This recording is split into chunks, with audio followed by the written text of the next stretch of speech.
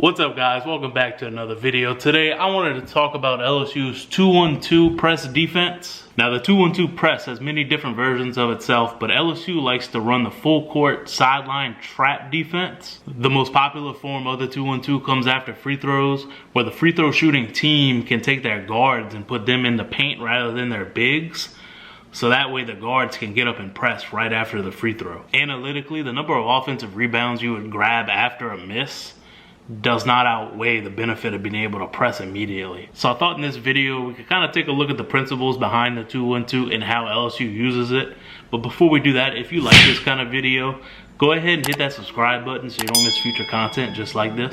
So the first question that probably needs to be asked when you're talking about a press defense is, why do you want to press at all? And the answer is aggression. But there are more X's and O themed reasons of why you would do it. The first being keeping other teams out of their offensive sets, combating good bigs when you might be a little undersized like LSU is, creating turnovers and poor shots. You're forcing pressure the entire length of the floor. You're increasing the distance inside the passing lanes. You're disrupting offensive flow. And you can use the trap to keep the ball out of the playmaker's hands. So now we're going to get into some of the positions of the 2-1-2 press. Depending on who you talk to, the names of these positions can change, but this is just what I like to call them. The first being the most important, and that's the strong side wing. Ideally, you want him to be your best on-ball defender. This position, along with the opposite wing that we're going to talk about in a second, has to always force the ball towards the sideline. They cannot give up middle. Their job is to smother the ball handler, not to allow him to see the court, and forcing him to pick up his dribble so you can trap. The second position is the weak side wing. This player needs to be good off the ball, but he also needs to be athletic and smart. He needs to be able to make necessary rotations because he can find himself playing multiple positions in this defense. The next position is the middle defender. He has to be athletic and active as he has the most area to defend of anybody on the court. He's also tasked with stopping middle penetration as well as trapping along the sidelines. The next position is the strong side big.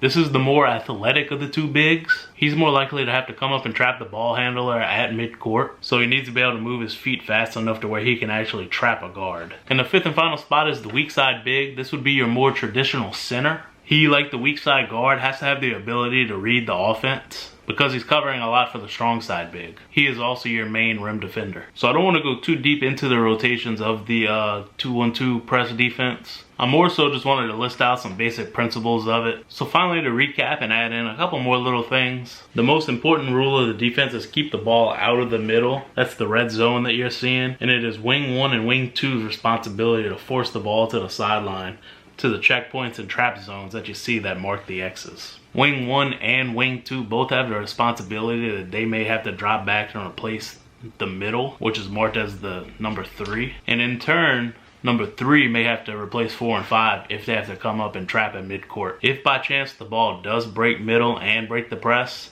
then you drop into your more traditional half-court man-to-man defense. And then the last thing I want to cover is quarters theory. And that's essentially just breaking down the court long ways into individual quarters.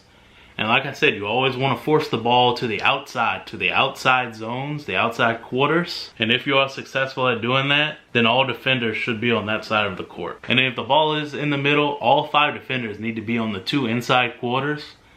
And the 3 can be shading depending on if there's an offensive player on either side of the court on the outside zones. Alright guys, that's about as easy as you can get in terms of covering the 2-1-2 defense. Alright guys, that's about as easy as you can get into covering the 2-1-2 press defense. Hope you guys enjoyed it. Hope I did a decent job breaking it down. Like I said at the start, if you like this kind of thing, go ahead and hit that subscribe button so you don't miss future videos just like this one. Hope to see you guys next time.